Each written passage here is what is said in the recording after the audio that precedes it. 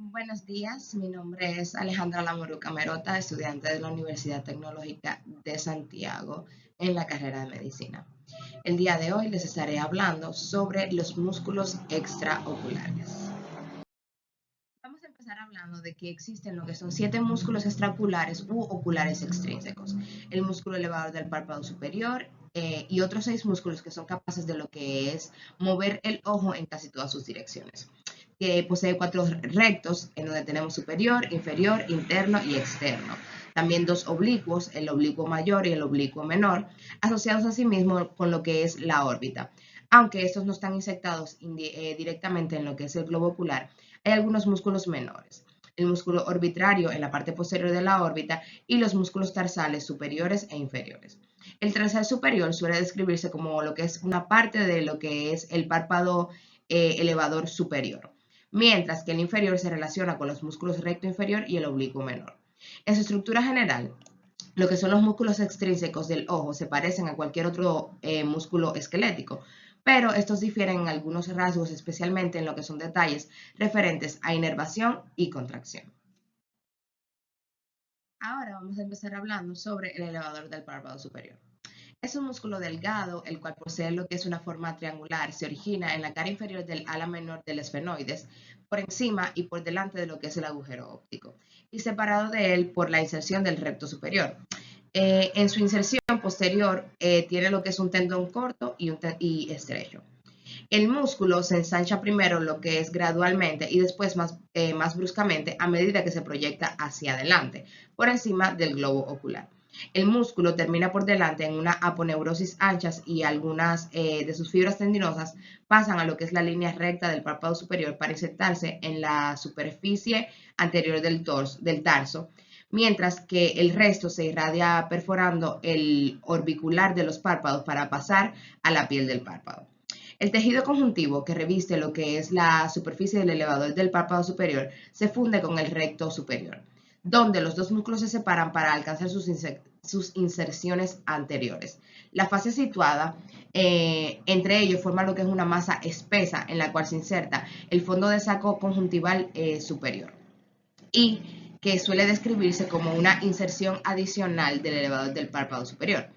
En el curso de la elevación del párpado superior, las partes lateral y la parte medial de la aponeurosis del músculo elevador se distienden, limitando así su acción, y se dice que la elevación es contenida por el septo orbitario. Músculos menores de los párpados. Frente al ecuador del ojo existe una delgada lámina, el músculo tarsal superior, que contiene lo que son las fibras musculares lisas. Se inserta en lo que es la cara inferior del elevador del párpado superior. Una extensión fibrosa de este músculo se proyecta hacia el borde superior del tarso superior. En el párpado inferior existe un músculo tarsal inferior que consiste en una capa de músculo liso menos desarrollada que en el tarso inferior a la vaina facial del recto inferior y su expansión a la vaina del oblicuo menor. Esos músculos contribuyen a lo que es la elevación del párpado superior y a la depresión del inferior. Pueden ajustar lo que es el tamaño de la hendidura palpebral según el estado de ánimo y otros factores. El músculo orbitario, o también llamado músculo de Müller. Se trata de otra capa fina de lo que es el músculo liso, situada en la parte posterior de la órbita, donde abarca la fisura orbitaria inferior. Estos músculos menores, constituidos por lo que son las fibras musculares lisas, reciben la inervación de manera simpática, procedente de lo que es el ganglio cervical superior a través del plexo carotidio. Ahora vamos a estar hablando sobre los 4 músculos rectos. Aquí en la imagen vemos recto superior, recto inferior, recto medial y recto lateral. Para empezar, tenemos que saber que todos ellos tienen forma de cinta, con una parte media engrosada que se adelgaza gradualmente hacia el tendón. Estos se insertan en la parte posterior de lo que es el anillo tendinoso común alrededor de los bordes superior, medio e inferior del agujero óptico. Este anillo fibroso se continúa lateralmente a través de las partes inferior y medial de la hendidura esfenoidal y se inserta en lo que es un tubérculo del borde a la mayor parte del esfenoides. El tendón se adhiere íntimamente a la vaina dural del nervio óptico y al perósteo circundante. Pueden distinguirse 2 partes especializadas de este anillo. Una inferior, en la cual se insertan lo que es el recto inferior, parte del recto interno y las fibras inferiores del recto externo. Y otra superior que proporciona lo que es la inserción al recto superior, parte del recto interno y a las fibras superiores del recto externo. Una segunda banda tendinosa pequeña del recto externo se inserta en lo que es la superficie orbitaria del ala mayor de lo que es el esfenoides lateral respecto al anillo.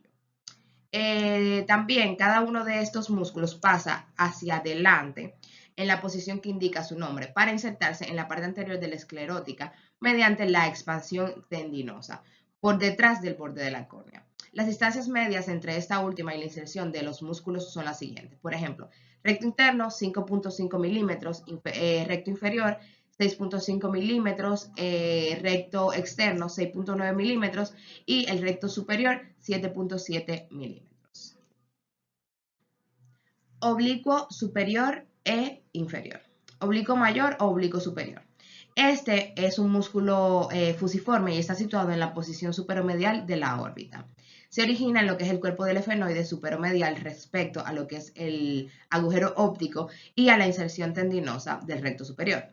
Al pasar hacia adelante termina en un tendón redondo, el cual actúa por medio de una asa cartilaginosa, la tróclea, adosada a la forma troclear del hueso frontal. El tendón y la tróclea están separados por lo que es una delgada vaina sinovial. Después de atravesar la tróclea, el tendón se desvía en dirección posterolateral e inferior al recto superior para insertarse en la esclerótica por detrás del ecuador, en su cuadrante superolateral posterior entre los rectos superior y lateral. Ahora el oblicuo menor o inferior. Es un músculo estrecho, delgado, cercano a lo que es el borde anterior del suelo de la órbita. Se origina en la superficie orbitaria de lo que es el maxilar por fuera del surco nasolagrimal. Asciende al principio en dirección posterolateral entre el recto inferior y el suelo de la órbita y después entre el globo ocular y el recto externo. Se inserta en la parte lateral de la esclerótica por detrás del ecuador del globo ocular en su cuadrante inferolateral posterior, entre el recto inferior y el recto externo, cerca de la inserción del oblicuo mayor, pero ligeramente posterior a ella. El músculo se ensancha y también se adelgaza en contraste con los demás músculos extraoculares. Tiene un tendón apenas discernible en su sección escleral. La inervación. La inervación está dada el músculo elevador del párpado superior, oblicuo menor y los rectos superiores, inferior e interno. Estos están inervados por lo que es el nervio motor ocular común. El oblicuo mayor está inervado por lo que es el patético y el recto externo está inervado por lo que es el nervio motor ocular externo. Aquí vemos una imagen donde como modo de resumen, en donde vemos cada músculo por cuál par craneal está inervado y también la función que estos ejercen, o sea, las capacidades que le otorgan a estos músculos para moverse en las determinadas direcciones. Estructuras englobadas por lo que es el anillo tendinoso. El orificio anterior del agujero óptico, atravesado por lo que es el nervio óptico y la arteria oftálmica, la parte medial de la fisura orbitaria superior, atravesada por los dos ramos de los nervios oculomotores y los nervios nasociliar y el motor ocular externo. La vena oftálmica superior puede pasar por dentro o por encima del anillo tendinoso y la vena oftálmica inferior puede atravesarlo o pasar por debajo de él. Acciones de los músculos extraoculares. Los 6 músculos extraoculares rotan lo que es el globo ocular en direcciones que dependen de la relación geométrica en sus inserciones óseas y oculares. Dichas direcciones necesariamente se modifican por los propios movimientos oculares. De los 4 músculos rectos, el interno y el externo, ejercen fuerzas comparativamente simples sobre lo que es el globo ocular, situados en posición aproximadamente horizontal, cuando el eje visual está en su porción primaria orientado hacia lo que es el horizonte. Estos músculos rotan el globo ocular hacia la línea media, o sea, aducción, o hacia afuera, abducción, o sea, abducción, alrededor del eje vertical imaginario. Cuando actúan ambos ojos, como lo que es habitual, los dos rectos internos y los dos externos, o bien ajustan ambos ejes visuales en un movimiento conjugado de un punto infinito a otro, en cuyo caso los ejes permanecen paralelos, o bien hacen converger o diverger los ejes hacia los objetos más cercanos o más distantes en lo que es el campo visual. Sin embargo, y dado a que estos no rotan el ojo alrededor de su eje transversal, los rectos internos y los rectos externos no pueden ejecutar la acción. Sumamente frecuente de elevar o bajar los ejes visuales cuando la mirada se traslada desde los objetos más cercanos a objetos más lejanos o de manera viceversa. El recto inferior lo que hace es traccionar en una dirección similar, pero que este rota al eje óptico hacia abajo, alrededor del eje transversal. Es claro que por su geometría también rota el ojo en dirección interna sobre un eje vertical, pero en su acción alrededor del eje antero-posterior produce lo que es la torsión externa del ojo. Es decir, este rota de modo que el punto corneal gira hacia afuera. Los rectos superior e inferior en consecuencia rotan el ojo en dirección medial y dado a que sus efectos alrededores de los ejes transversales y anteroposteriores son opuestos, sus contracciones iguales combinadas, por lo que podrían rotar el ojo en dirección medial. Los movimientos binoculares ayudan por ello a lo que son los rectos internos en la convergencia de los ejes visuales y mediante lo que es el ajuste recíproco pueden elevar o deprimir los ejes visuales. El oblicuo mayor actúa sobre el ojo desde la tróclea y dando lo que es la inserción del oblicuo menor, se sitúa a efectos prácticos, verticalmente por debajo de ellos y ambos músculos cerca del ojo en un mismo ángulo, para estar insertados en posiciones aproximadamente similares en los cuadrantes oculares superior y posterolateral inferior.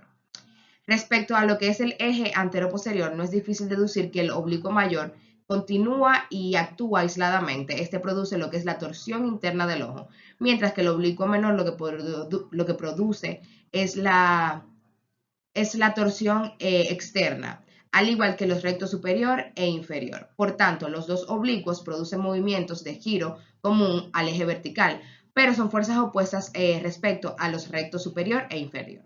Actuando conjuntamente, estos podrían ayudar a lo que es el recto externo en la abducción del eje visual, como sucede en la divergencia de los ojos al trasladar el punto de atención cerca o lejos.